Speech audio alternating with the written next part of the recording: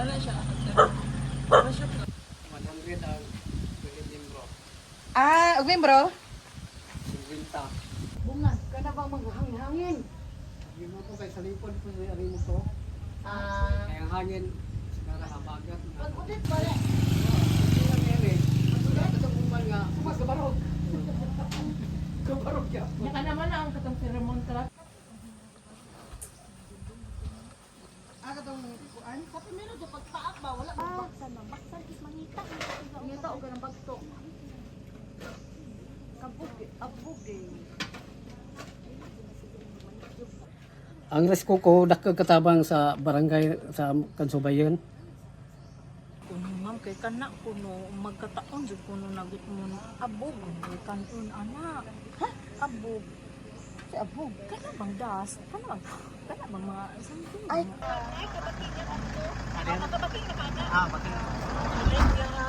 Ah, kato ma'am, abe kaya natin ano. Oh, that's it?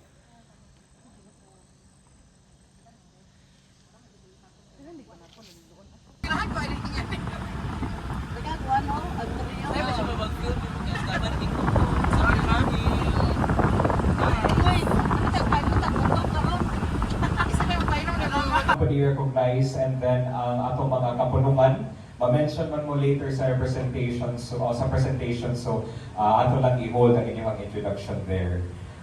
Kawas ang mga farmers ato ang mga citizens sa lain-lain na mga serbisyo. Usa na sa among gaps na ganahan i-address and amo pud forward. So for example, registration sa pag-implement mi ng Rice Cocoa Project, no? Daghan kayong salamat sa inyong pagtambong, no? Almost 3 years ago, gi-launch nato ni Rice Cocoa Project.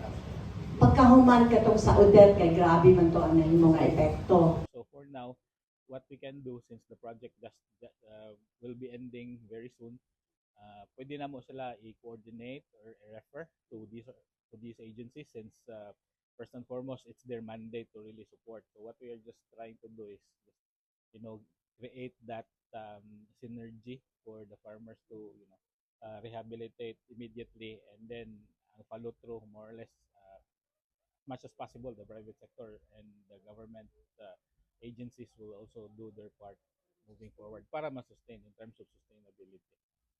1,